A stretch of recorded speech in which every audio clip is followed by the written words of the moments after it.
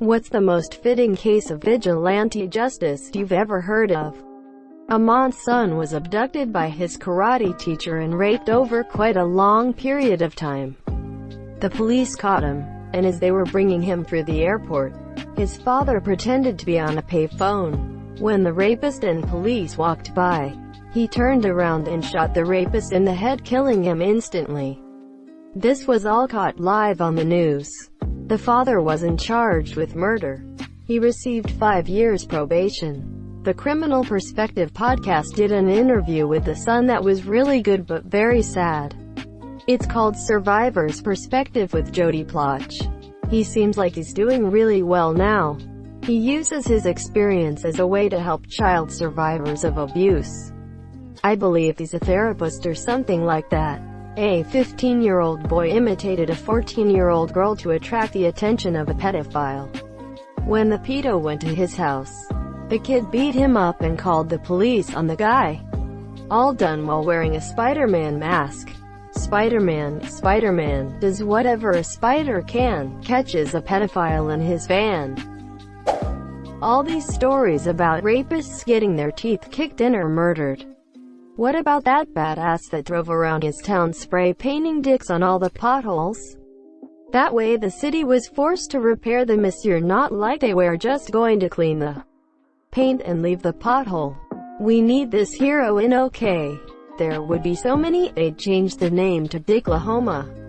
About 6 years ago in Portland, there was this homeless dude going around jerking off in front of all the lady homeless. So this group of other homeless dudes got sick of his shit. So they waited for him to go into a porta potty one day, then tipped it over on its door with him in it.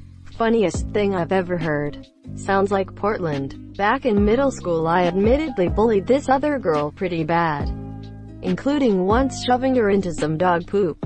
One day her older brothers came by as I was walking home from school and forced me to eat dog poop. Well deserved. Sounds like you learned your lesson. A guy caught a man raping his daughter. By the time the cops got to the scene, the man was bruised and broken and his face was unrecognizable. He told the police that he might have fallen down the stairs a couple times. They accepted that and arrested the rapist. I remember a newspaper article going around the internet about a junkie robbing a store. While fleeing, he was stopped by a few Marines on leave, and he stabbed one of the monsieur. He then ended up tripping and breaking both his arms, 7 ribs, his jaw and his nose, losing most of his teeth, and crushing his windpipe. As I recall, the dude robbed the Girl Scouts outside of a Walmart. Then he tripped on the curb, resulting in a laundry list of injuries. I remember hearing about a similar thing happening in Paris. He had quite clearly been physically assaulted, but when questioned he just said, "No, I wasn't attacked." Eiffel, bruh. It's more of just justice, but there's the judge that comes up with punishments that fit the crime. A lady left a box of puppies outside, so he ordered her to sleep outside in a box. So presumably, if I rob a toy store, I would need to walk on Legos while being covered in slime. Think I'm gonna go rob a sex shop. My first job was at a tire shop, and I worked with this older guy named Doug. He was around 60, the nicest guy I've ever met. One day at work, a guy and his girl got into a heated argument in our parking lot, and the guy slammed her up against his car. Doug and I saw it, and Doug just looks at me, with a tire iron in his hand, and goes, "1 sec." He walks over to the guy, drops his tire iron, and slams the guy in the ground. He whispered something to him that I couldn't hear from where I was. But the guy got up and opened the passenger door for her and they drove away. Doug walked back over and just started working on a car like nothing ever happened. I'll never forget it. And then she got the shit beat out of her when they got home. Unfortunately, this is definitely what happened. A pretty infamous pedophile was released from prison in Ireland a few years back, and for weeks after his release, wherever he went there were stories of people beating the shit out of him till he eventually had to leave the country. No one else was ever charged for the beatings. Look, I'm not gonna sit here and defend pedophiles. 2 of my schools had a rash of them, and some of the victims were friends of mine. But I'm interested to know if people think this is vigilante justice, or just post-justice torture. This particular guy never displayed any remorse for his actions and was spotted near playgrounds and schools on a couple of occasions before all this happened, so I definitely argue for the vigilante side. In 10th grade, friend I knew since 3rd grade started dating a girl I knew since 8th grade. She started becoming more isolated and he never brought her out cause she was shy or didn't like hanging around guys. Turns out he was beating her on the regular. Bad and in several different ways. We had no idea. Lots of really bad stuff. She finally confided in me and I didn't know what to do. So I found it time to run and tell her uncle. BF had forbidden contact from any of us to anyone she knew by this point. I'll quietly let him know and told him he had to do something quick. Well, he was a police officer. Well, he took him out into the middle of nowhere desert with some friends, other cops, and beat the ever-living shit out of High Monsieur middle of the night. Complete darkness out there. Left him in his underwear and let him walk home. It wasn't unusual for him to go missing for a day or two, but at some point his mom called the police. The cop uncle shows up, let her know she needed to take care of things with him or worse things happened to bad dumb fucks. They left. No report. Eventually he gets home. Go to doc. Drops out of school. He knows we all now know what a piece of shit he was. Uncle Cop told her never to worry again. Edit. I throw some more context in here. I don't like rogue cops. But in my border town growing up in the 90s, the police force wasn't someone you generally trusted. Some belonged to crime from both sides of the border. Some were in the back pockets of politicians, like the school district, believe it or not. And some were good but strongly believed in ultimate authority. Then there were some good ones. If something bad happened, you generally don't call 911. They show up, you might go to jail. You might get deported. Or you might get asked to be a snitch, and you never want to be pinch a snitch. Plus, if you don't handle it on your own, then you are FA***OT. There isn't justice. There is just someone trying to get something bad from happening. Yes, he definitely abused her. Yes, part of that was stupid Mexican machismo. It's not the worst I've seen someone do to someone else I've known. Gang initiations are horrific, so to my teenage heart and head, this was neither vengeance or justice. Neither bravery or stupidity, but just getting it to stop.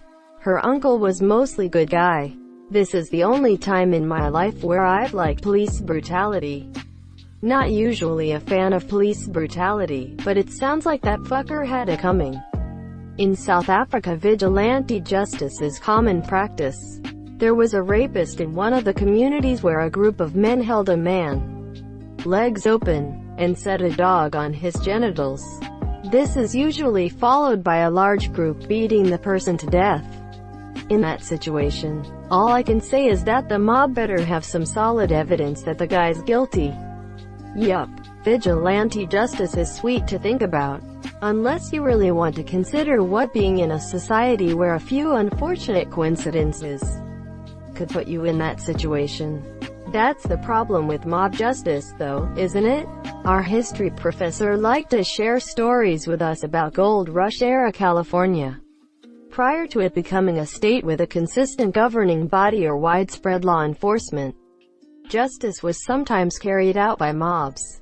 But their means were inconsistent and sometimes harsh. There was allegedly a case of a man being pursued and shot to death by a vigilante mob for the high crime of stealing 1 bushel of apples because he was starving to death. Gold Rush era California was chaos. I remember seeing similar mob justice, although this was in Guatemala and much more brutal. Based on what I've heard, a group of teens killed a taxi driver in a Guatemalan town, and the townspeople formed a mob to catch the group. They only caught 1 member, a teenage girl, without even checking to make sure she was actually involved. They proceeded to take turns beating her to a bloody pulp. and then poured gasoline on her and set her on fire. The entire mob just watched her burn to death. And then some guy poured more gasoline on her just for good measure. There's a video of it, but I don't want to post it on here. It's way too brutal and shows just how scary mob mentality can be. Okay, not so dark and brutal as most comments here. Czech Republic had its own vigilante hero named Super Václav for a time. He sat in a park, and when dog owner did not pick up shit after his dog, Super Václav did it for him, and spread it on owner's back. Or, putting out smoker's cigarette on bus stop with bucket or water, etc. It kind of broke my heart when I read it was probably all just some viral marketing stuff. The world used to be a different place. Many years ago, when responding to a domestic disturbance, we didn't call it that.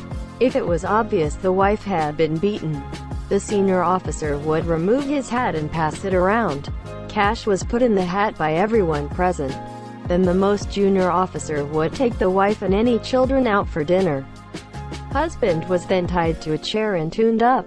At the end of the tune-up, it was explained that in 1 week officers would be returning to inspect the paperwork for a life insurance policy with the wife as beneficiary. If the paperwork did not exist, another tune-up was in order.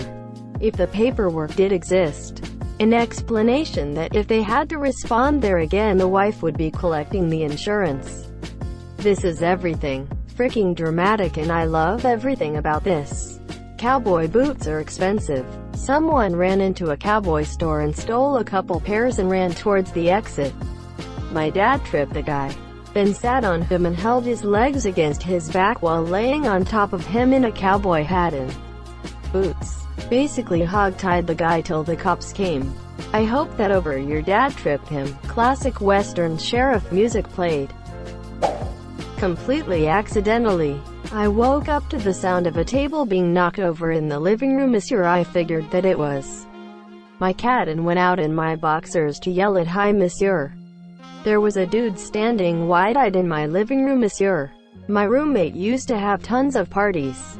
If dude had sat down, I would have thought that he was a guest who slept on the couch. But he bolted out the door. I chased. His mistake was running into the back parking lot, because there's nowhere to go from there. I caught him and a fistfight ensued. He was almost passive, only trying to block until I grabbed the wad of cash from his hand. Then, he started punching back. Soon, the sun came out. He ran off. I was so out of it. I pounded on my roommate's window to let me back in. I didn't realize that I was holding his wallet and keys that I took from the guy. I tripped on a purse that was dropped in my doorway. It was from his first victim, monsieur.